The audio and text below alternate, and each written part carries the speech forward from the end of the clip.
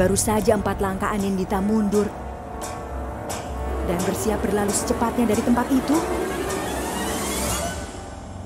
Nino!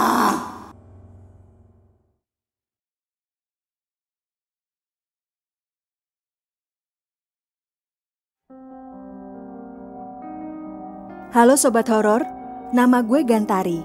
Dan di sini posisi gue adalah penyampai cerita dari kisah-kisah nyata menyeramkan yang telah diceritakan kepada gue. Untuk beberapa alasan khusus, termasuk diantaranya adalah alasan keamanan dan kenyamanan dari orang-orang yang telah menceritakannya kepada gue, maka nama tokoh, lokasi, dan beberapa detail telah disamarkan. Sobat Horor, inilah cerita yang gue dengar.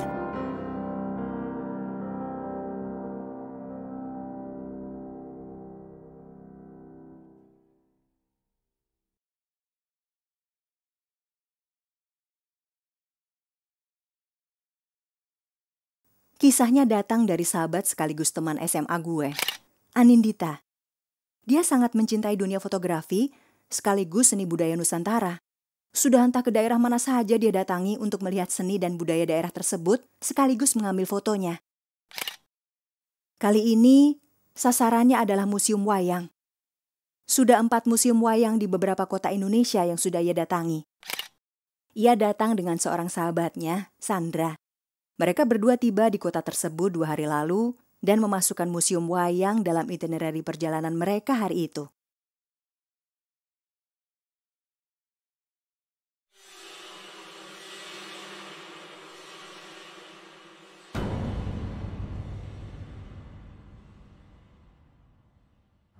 Hari itu cukup cerah meskipun matahari tertutup awan. Saat mendekati lokasi museum wayang, Sandra memastikan sesuatu kembali saat Anindita berhenti untuk memotret sebuah bangunan unik di sekitar tempat itu. Lu yakin di sana boleh ambil foto? Di beberapa museum kan nggak boleh. Tanya Sandra sambil memeriksa tali sepatunya dan mengikatnya dengan lebih erat. Bisa kok, gue udah googling tempo hari. Asal tetap menjaga agar posisi wayang tidak berubah atau tidak disentuh-sentuh sih nggak ada masalah. Intinya ya tetap menjaga sopan santun lah. Ya iyalah. Siapa sih yang mau petakilan di museum sih, Dit? Anindita tertawa. Jadi lo masih ngeburu foto Dewi Gandawati nih? Iyalah. Hah? Kenapa sih lu suka banget sama dia? Dia itu cantik jelita, terus luhur budi, bijaksana, teliti, sabar terus juga setia. Tapi dia unik karena diceritakan punya kulit kuning kehijauan. Konon katanya, dia juga pintar bikin parfum buat para bidadari loh. Wah, keren kan? Tapi karena kesetiaannya yang berlebihan, dia ikut terjun ke api pembakaran jenazah suaminya yang gugur waktu perang Bharatayuddha. Mati sia-sia. Mestinya kan... Shh, udahan dulu ya. Udah di depan museum nih. Ingat, yang sopan, jangan berisik, kata Anindita sambil tertawa kecil.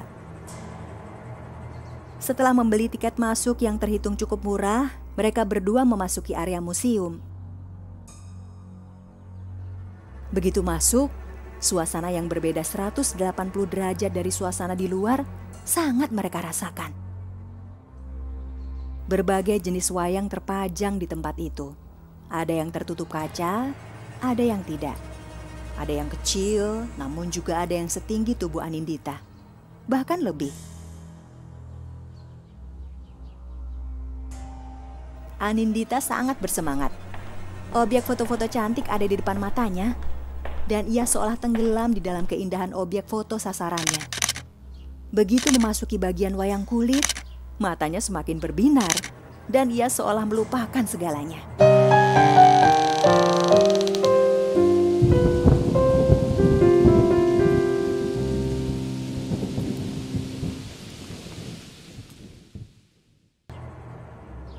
Ia juga tidak menyadari telah terpisah dengan Sandra sejak 15 menit setelah memasuki lokasi itu.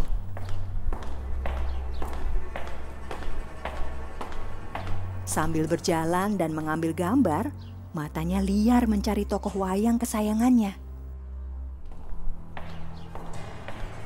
Akhirnya ditemukannya sosok Dewi Gandawati berdiri dengan anggun di hadapannya. Lama ia berdiri dan memperhatikan secara detil kain dan aksesoris sang dewi yang mewah.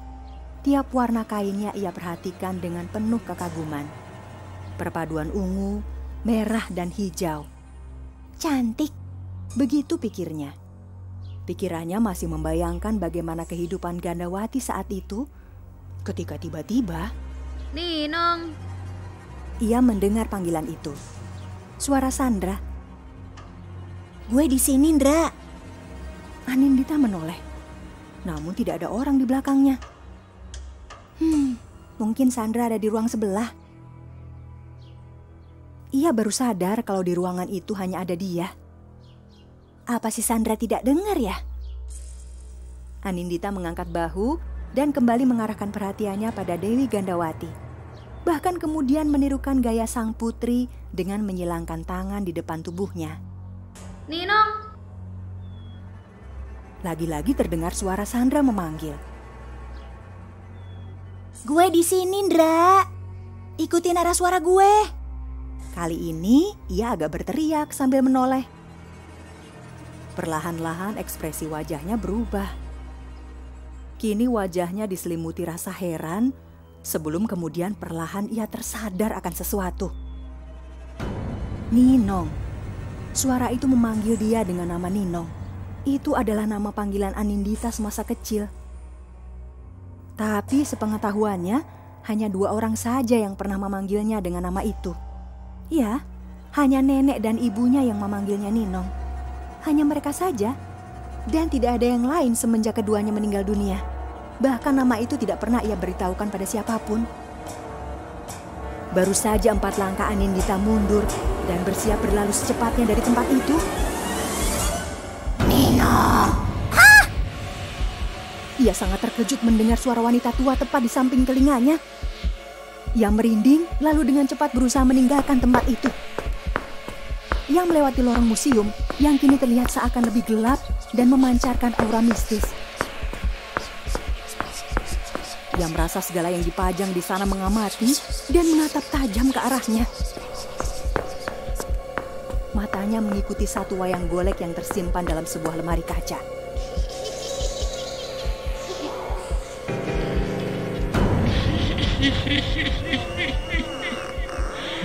Ia tak mampu berkata maupun bereaksi lebih. Hanya mampu berlari tergopoh dengan wajah yang sangat pucat. Dita. Bentar. Oi, kenapa lo? Kita keluar dari sini, Ndra. Ada apaan sih? Nanti di luar aja. Begitulah, bahkan sampai di luar museum saja, Anindita belum bisa menceritakan apa yang baru saja dialaminya. Ia baru bisa menceritakan semua itu justru setelah mereka kembali ke kota asal sepulang traveling. Sampai dengan hari ini tidak diketahui dengan jelas tentang apa yang dialami Anin di sana. Tentang bisikan nama kecilnya ataupun benda-benda yang seakan menjadi hidup dan meneror. Hanya satu yang pasti, bahwa memang banyak sekali cerita mistis seram yang terjadi di museum tersebut.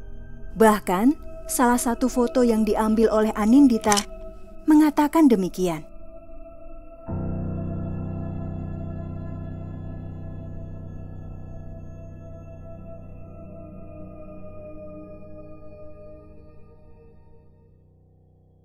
Sobat Horor, kisah yang sudah gue sampaikan tadi adalah cerita yang idenya datang dari kisah nyata pengalaman temen gue sendiri. Gimana menurut lo? Share di kolom komen ya. Dan kalau menurut lo kisah ini menarik, silahkan juga share ke teman yang lain. Kami akan sering berbagi kisah-kisah seperti ini dengan tampilan animasi Sobat Horor. So, jangan lupa like, subscribe, dan klik lonceng notifikasinya supaya kamu selalu tahu kalau ada video terbaru dari kita. Makasih banyak Sobat Horor.